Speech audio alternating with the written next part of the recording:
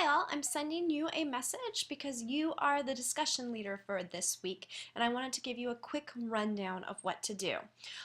So let's go to the sign up list and go over the guidelines.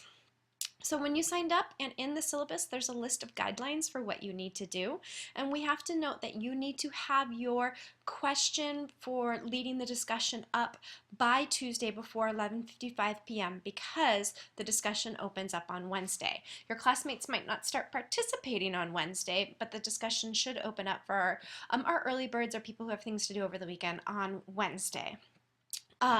So what you need to do on Tuesday night is clarify the purpose. What do you hope to gain by this discussion? What are you hoping to gear the class to? So you're going to look at a point in your reading of going to the source or of taking sides, and what is the overall endpoint where you want to reach? For example, if we're looking at Jamestown or some other subject and we are talking about the native population versus the colonial population or a specific historical interpretation, maybe your outcome for your discussion would be we are going to look at the various historical interpretations of Jamestown and figure out which one is the strongest. So you would have a topic and an outcome that is related to the reading of the week. Note that it has to be related to the reading of the week, and you will also need to put your discussion question.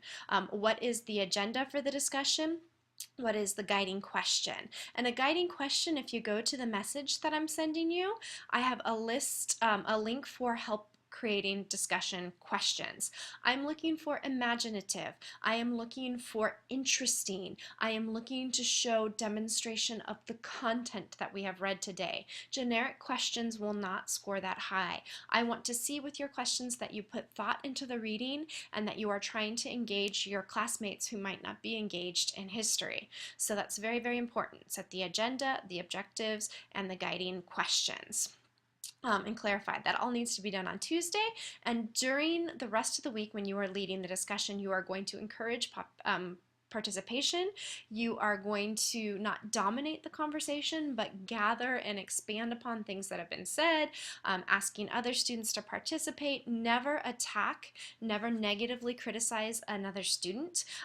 You want to create a positive discussion atmosphere. You want to make sure that somebody in your group does not dominate or is not rude. If someone is rude, please send me an email right away.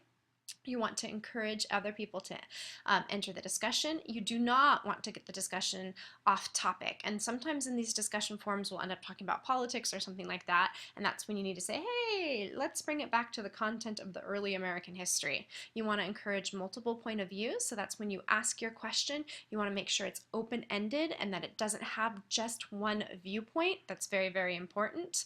Then you want to complete with your usual discussion summary that you do each week when you're a participant, as well as doing the discussion leader summary. So this week when you lead the discussion you're actually eligible for 30 points.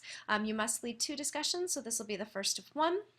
Any questions, contact me, and make sure you have a solid discussion question. I know you can do it, and the message that I've sent you, you have some hints for making a really good question. Don't forget that you have to do both your discussion grade self-assessment as well as the student leader discussion.